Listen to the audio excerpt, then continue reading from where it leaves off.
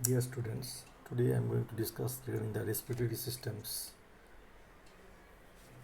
So all the honors graduate and our regular course students, your fourth chapter is respiratory system, and this respiratory system is consist of big account of the gills, lungs, air sacs in birds, and swim bladder in fishes. So before this respiratory system in our classwork activities, I have finished regarding your there is a physiology of not physiology, there is a digestive systems. Okay, so today I will deal with these respiratory systems. So what is, before going to respiration, what is the respirations? The process by means of which oxygen is inspired in and carbon dioxide is expired out is known as respiration. Everybody knows this one. Okay, but in true sense, respiration is consist of two processes: external respiration and internal respiration. External respirations, exchange of the oxygen and carbon dioxide between the environment and the respiratory surface, such as gills, lungs, are known as external respiration. It involves two steps: inspirations and expiration. Inspiration, intaking of the air, there is oxygen to the respiratory tract or surface of our lungs, is known as inspirations. Expiration, elimination of the carbon dioxide from the respiratory organs or lungs to the outside, is known as expirations. Now internal that is respirations, exchange of the oxygen and carbon dioxide between blood and tissues. Blood and tissues are known as the internal respiration. And internal respiration is consist of transport of the oxygen and carbon dioxide between lung alveoli to the blood and blood to the again lung alveoli, vice versa. And transfer the oxygen and carbon dioxide between blood to the tissues and vice versa. Okay, this is and is given, but you consider this is not and, this is 2. Okay.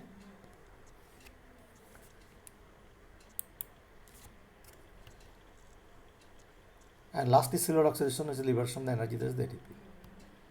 So brief account of the gills. Gills are the characteristics of the respiratory organs of the aquatic animals, especially our fishes, because we are dealing with the fish. Okay. Respiration in the fish and lower chordates takes with the help of the gills. Most fish possesses gills on the other side of the head. Gills are tissues made up of the feathery structures called the gill filaments that provide a large surface area for gas exchange. Fish take oxygen-rich water through their mouth and pump it over to the gills. The filaments in fish gills are arranged in rows in the gill arch. Each filament contains lamellae, which are discs supplied with the capillaries. Blood enters and leaves the gills through these small blood vessels. Now this is a one diagram regarding how this fish gills, it helps in our there is respiration. Now you see, so this is the diagram of the fish gills. Okay, fish gills. So this is a magnified diagram. The gill is bathed with the help of the two types of the circulatory system. One is known as your afferent bronchial vessel, and is known the efferent bronchial vessels. Okay, so afferent bronchial vessels, it supplies the impure blood from the heart to the gills, and the gills purifies this impure blood. As a result, the oxygenated blood, it will bypass the efferent bronchial vessels, and dorsal aorta, it will distribute to different parts of the body. So that is the main function of the gills. Gill purifies the blood. Okay, deoxygenated blood is converted into oxygenated blood. That is the most important function. Now, how this gill it performs activities? Now, gills are located laterally on the dorsal side of the fishes. Now, say in this diagram, first when mouth is open, water can enters. Along with the water can, food particles also enters. Okay. Now, food through pharynx, buccal cavity, and the esophagus, it will enter in the intestine. But the water current, what will happen?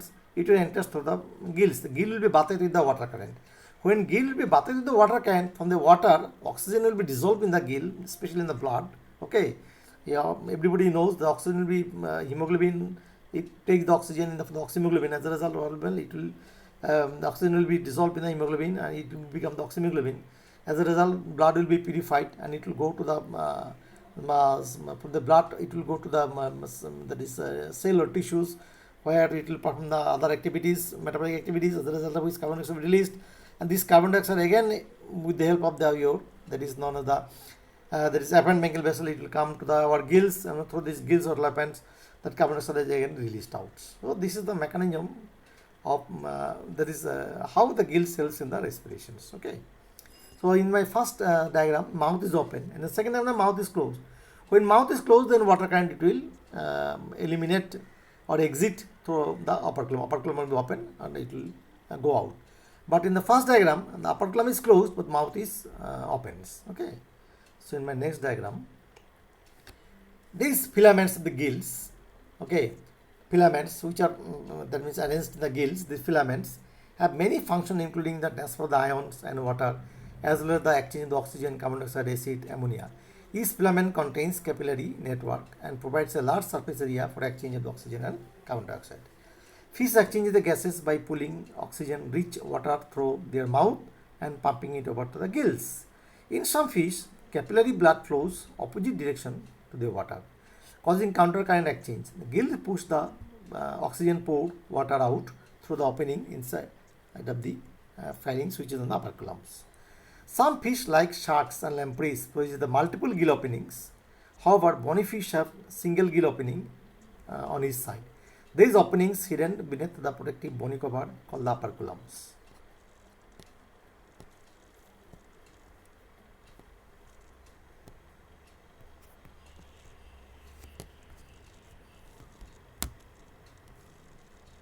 So in my next diagram, just I am showing another, that is position of the two positions, the inhalation and exhalation.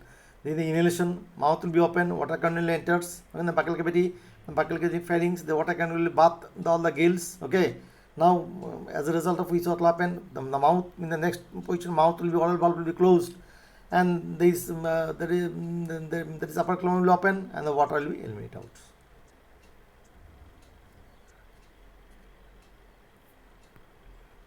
So these filaments have been functioned, so already I have mentioned this in this one. So this is the actual diagram of the gills. This is the one gill that is arch along with the gill records and the gill filaments. So gills, in case of the fishes, there is two types of the gills are present. One is known as true gills or internal gills or true gills, and that is on the external gills. The internal gills are true gills. Internal or true gills are characteristic of the fishes. They are located in the gill slits attached to the vessel arches in amniotes. Vessel arches. In amniotes, embryonic pharyngeal pouch do not open by the gill slits to outside of the adults, so that no gills are present in the amniota. Gill slits. The gill slits are one of the most fundamental characteristics of the chordata. In the embryo, the pharyngeal cavity is connected to the outside by a series of lateral openings known as the pharyngeal cleft or simply gill slits. These gill slits persist in the adult state of the protochordates, cyclostome fishes, and certain amphibians, but become reduced or abolished in higher vertebrates. The number of the gill slits varies in different chordates. 140 in Amphioxus, 60 to 14 pairs in the cyclostomes, 5 pairs in the most elasmobranchs, 6 pairs in Hexaanchus, one kind of the elasmobranch. Hexa means 6, and 7 pairs in Heptaanchus is another elasmobranchs, which is 7 pairs. Okay, Hepta. 5 pairs in the most bony fishes and 4 pairs in the teleost. The gill slits are separated from the one another by a partition called the vessel or the gill arches. The gill arches are supported by the skeletal structure of the splanchocranium together forming in a visceral skeletons. The structure of the true gills. In case of the fishes, true gills are developed on the walls of some gill clefts or the gill arches. Typically, a gill composed of 2 rows of the numerous gill filaments or lamellae, and on the basis these lamellae or the gill filaments, the gills are of 3 types: hemibranch, hollobranch, and a pseudobranch. Hemibranch. In case of the hemibranch, a series of lamellae are present on one side of interbranchial septum. That is why it is called the half gill or demibranch or the hemibranch. Hollobranch. A septum with 2 attached demibranch or 2 half hemibranch comprise a complete gill or the hollobranch. Along their inner margin of the gill arches, the finger-like projection gill records which not only keep the food from entering the slits, but also aid in the directing it into the esophagus. Now, pseudobranch. The pseudobranch may be free or covered with the layers of the mucous membrane. It develops quite early in the embryo and may have a respiratory function in embryonic stages but not in the adult. Gills of the elastobranch similar to the bony fish. Okay, they differ in following respect. Most of the gills in the elastobranch are similar to the bony fish, but still they have some differences. What are the differences? Let us list all these. First is operculum. In a bony fish, a bony flap called the operculum or gill cover covers the gills in a common opercular cavity which opens by a single slit crescentic external gill opening. So this is not found in case of the elastobranchs. Interbranchial septum. The median septum is best developed in the elastobranch. It is reduced in some intermediate fishes like chimeras. It is greatly reduced or virtually absent in the teleost. So next is the spiracles. The spiracle in elastobranch and ganoids, the first gill slits between the mandibular and the hyoid arch bears a reduced pseudobranch and opens on the outside through a small opening which is popularly known as spiracle. In chimeras, lungfishes and teleosts, spiracle become either closed or lost in the adults. Reduction in the number of the demibranchs. Number of the gills greatly varies among the fishes. There are 7 pairs in the heptaanchors, this is sharks, 6 pairs in the hexanchorine sharks, 5 pairs in the most of the elastobranchs, in addition to the spiracles, and 4 pairs in the teleost. External gills. So what I have discussed, that is known as the internal gills, which internally it is located in the gill pouches. Now let us discuss the external gills, the larval gills. The external gills are formed as a branching of the outgrowth from the exposed outer epithelium of gill arches and not from that of the pharyngeal pouches. They are ectodermal in origin and usually temporary organs found only in the larval stages of the amphibians, hence also termed as larval gills. They arise simply as a fold of skin on the surface of the third, fourth and fifth branchial arches. They occur in the larvae of the lampreys, a few bony fishes including the polypterus, lungfishes, larval stages of the all amphibians and iridial adults. In amphibians, external gills are absorbed at the time of the metamorphosis. Most of the amphibians, at larval stages they appear the external gills, but during the metamorphosis, okay, as and when they come into land, so these external gills are absorbed. But in iridial amphibians, both external gills as well as the gill slit persist during the adult life also. In amphibia, gills are absorbed, but gill slits remain, and gill assumes various shapes being pectinate, bipinnate, dendritic, and then leaf-like, etc. So this is a one diagram where we is showing the external gill, location of the external gills, and especially this is the empyema, showing the position of the external gills. Now regarding the gills, this much. Next I will going to discuss the lungs. So lungs are the essential respiratory organs and land vertebrate or tetrapoda and lungfishes. Lungs receive blood supply from the 6th aortic arches. In tetrapoda embryos, lung arises as a single mid-ventral diverticulum, lungs primordium, from the floor of the pharynx. It soon bifurcates into the right and the left lung baths. The undivided common portions develops into windpipe or trachea and larynx and opens in the pharynx through glottis. Each lung buds branches repeatedly and grows posteriorly into the coelom, invested by mesoderms.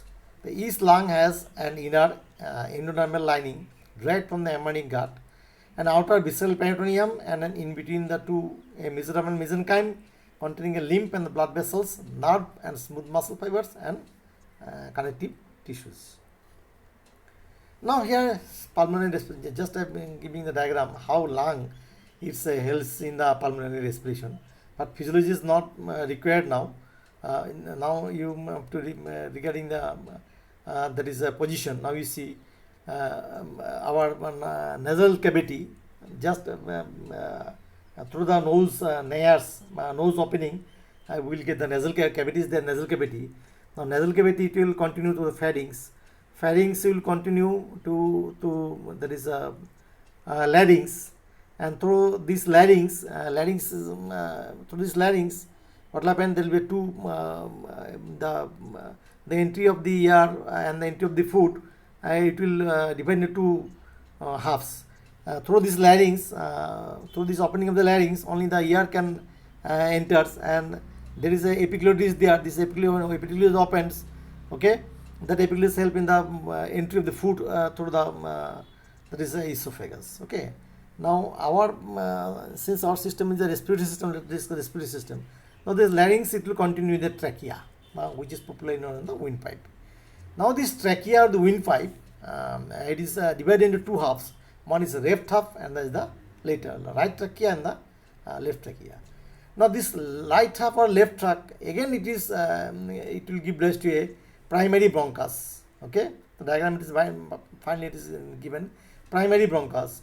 Then the primary bronchus divide into secondary bronchus into tertiary bronchus, tertiary bronchus into bronchioles, and that bronchiole ultimately it will divides into terminal bronchioles. Okay, and this terminal bronchioles is what it is known as nothing but is the alveolar sacs.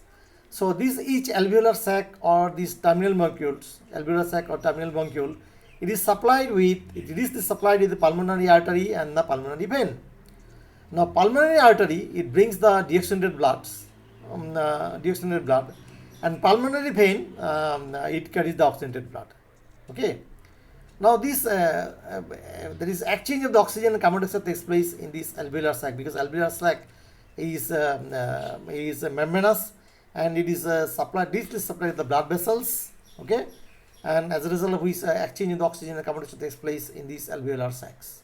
Okay, so this is the diagram where the pulmonary respiration takes place in case of the higher vertebrates, especially human beings also. In humans and other mammals, the anatomy of the pulmonary respiration is mainly composed of the respiratory tract and the alveoli. The respiratory tract means pipes, okay, tract, and the alveoli means the lung alveoli. The tract is divided into an upper and a lower respiratory tract. The upper tract includes the nose, nasal cavities, sinuses, pharynx, and the part of the larynx above the vocal cords. The lower tract includes the lower part of the larynx, the trachea, primary bronchi, secondary bronchi, tertiary bronchi, already have shown in the diagram, then bronchioles and the alveoli. Okay? The branching of the lower tract is often described as the respiratory tree or tracheobronchial tree. Gases diffuses from this higher concentration to the lower concentration through this tract.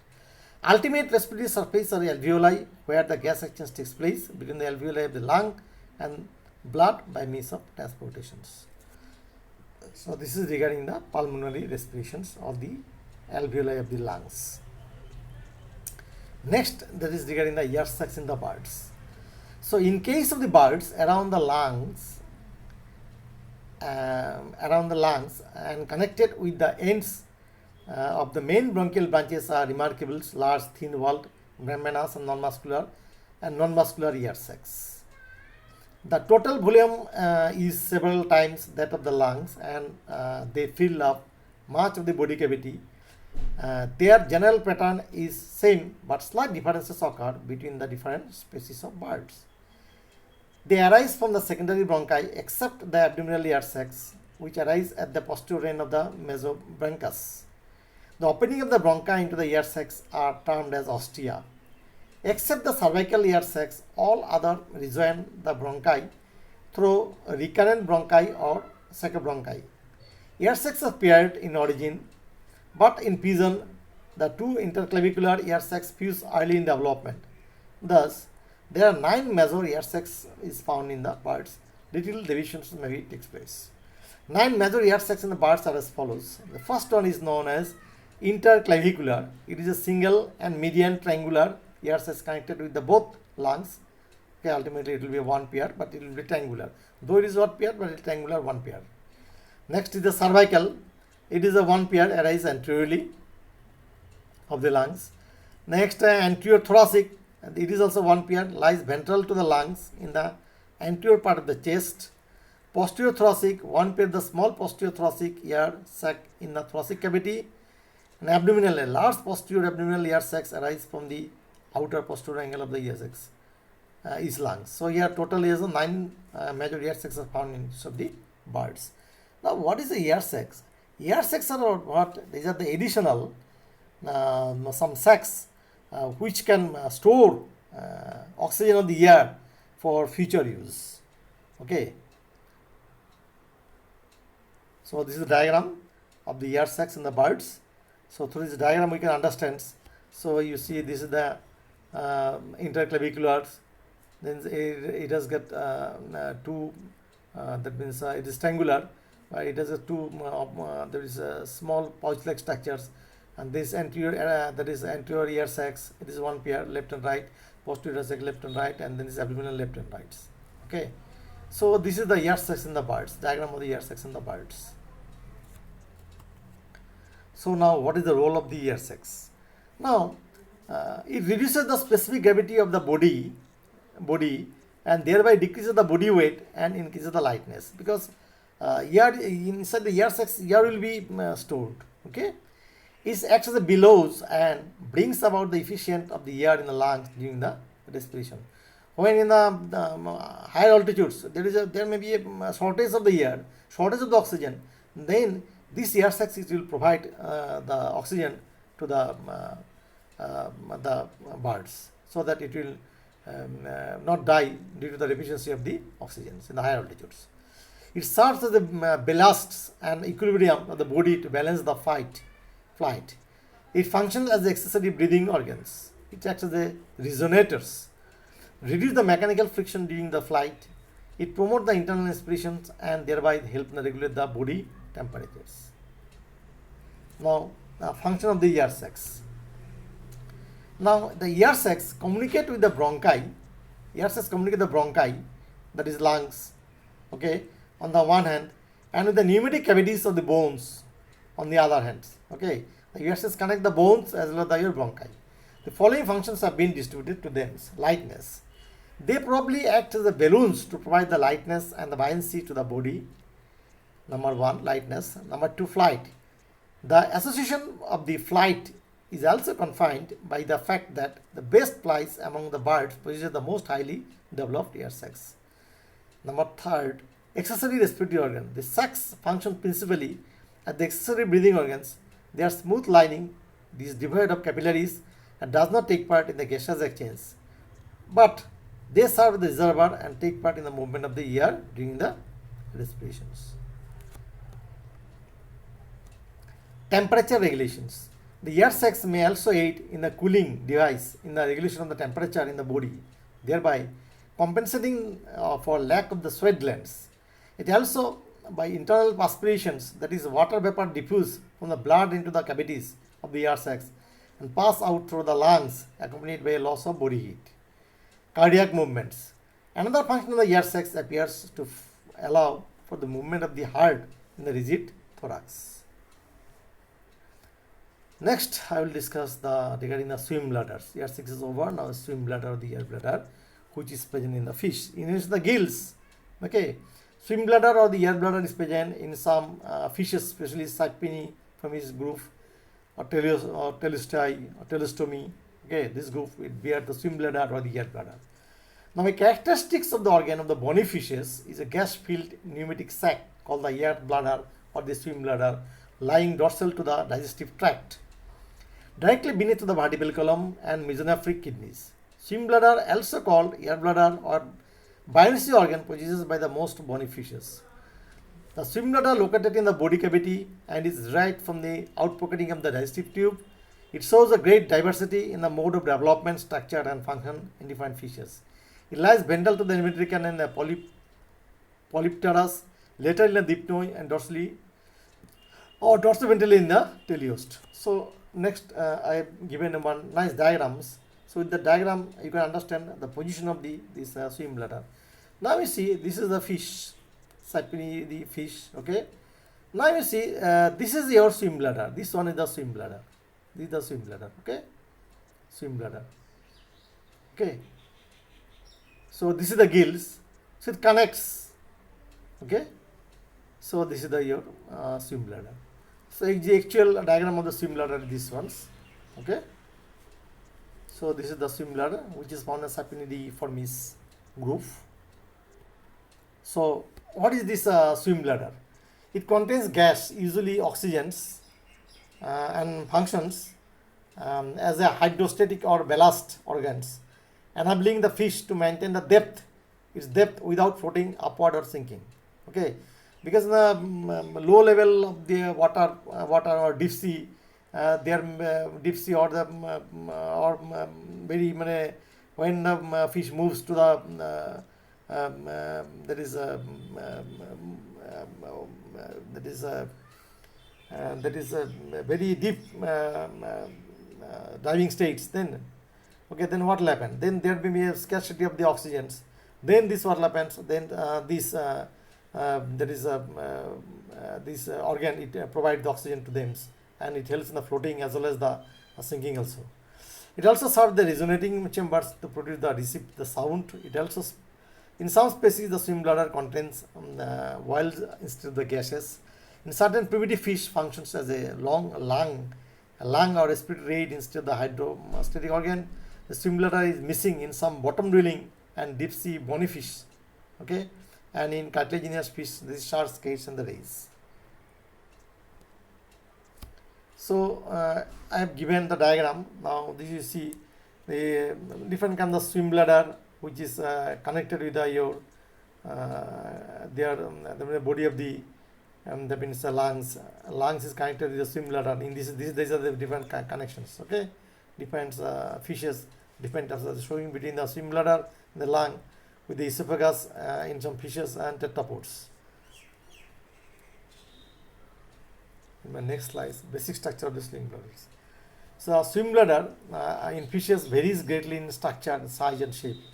It's essentially tough sac-like structure with an overlying capillary network.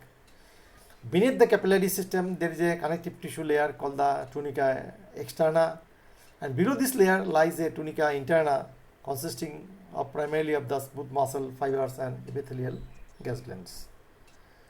So, what is the function of this air bladder or the swim bladder? The air bladder or swim bladder in fishes are associated with the following functions. The first function is respiration. In lower or intermediate fishes such as ganoids and lungfishes, the air bladder serves as the lungs. It acts as the lungs in case of the lungfishes as the ganoid fishes. These fishes come to water surface regularly to gulp the airs. In phytostomas, with duct between the swim bladder and the gastrointestinal tract. Okay, in phytostomas teleost, which also gulp air, the bladder serves as the accessory respiratory organ. Even in phycoclisteras, no duct in the swim bladder or gastrointestinal tract. Teleost, the bladder, the swim bladder is said to store oxygen to be utilized during the deficiency. Next function is the hydrostasis.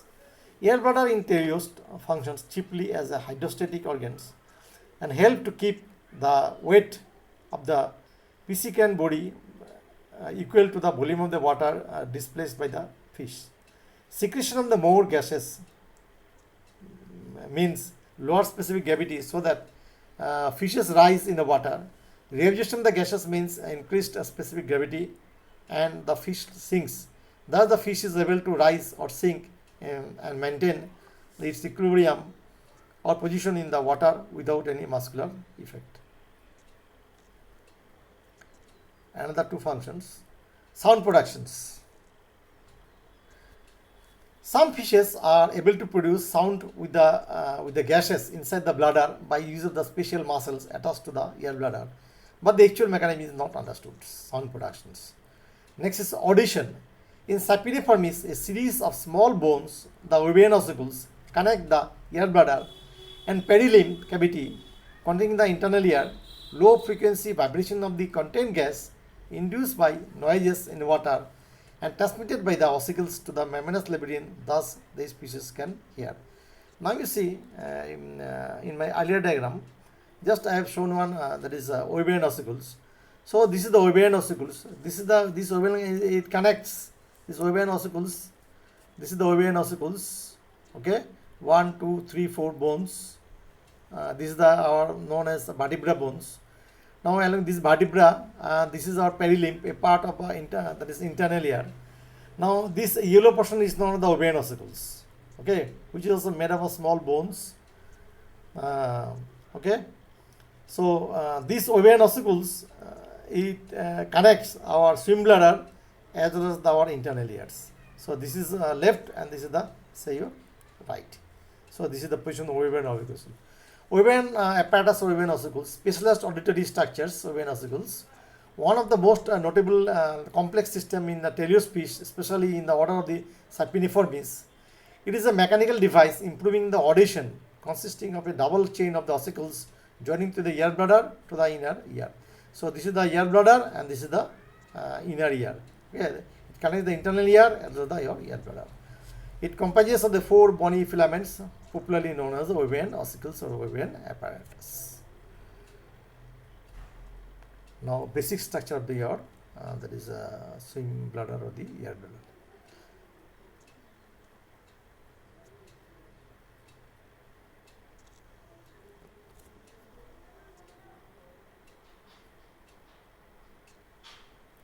The swim bladder fishes varies greatly in the structure, size and shape. It is essentially tough like structure with the overlapping capillary network. Within the capillary system there is a connective tissue layer called the twin. So already it is over.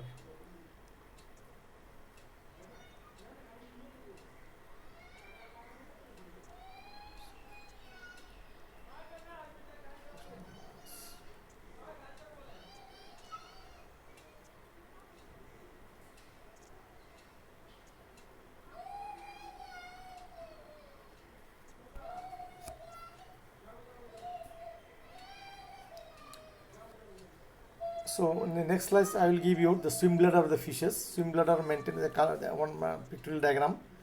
It helps in the buoyancy, contains the oxygen gas which can fill to achieve the desired density of the whole fish. And gill will be, there is a black crescentic area, functional equivalent of the lungs.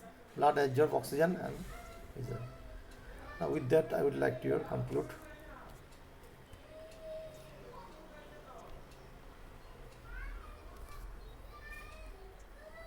So my last diagram will be this ones, okay, swim bladders. And lastly, and this is regarding the more facts of the swim bladders. The illustration of the swim bladder in fishes shows us clearly the highly important fact that organ originally constructed for one purpose, namely flotation, may be converted into the one for a widely different purpose, namely respiration.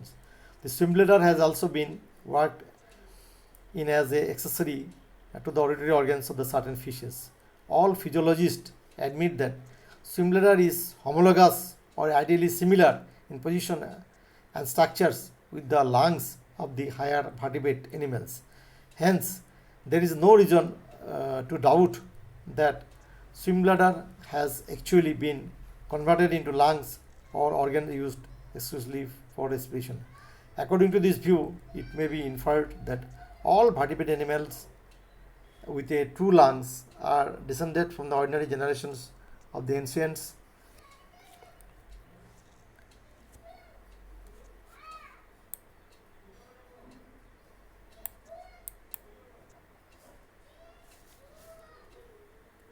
And unknown prototypes which was furnished with the floating apparatus or the swim bladders. Gotike, today I would like to conclude this chapter here regarding the respiratory system, and you go through it, and if you face some problem, then you let me know. Okay.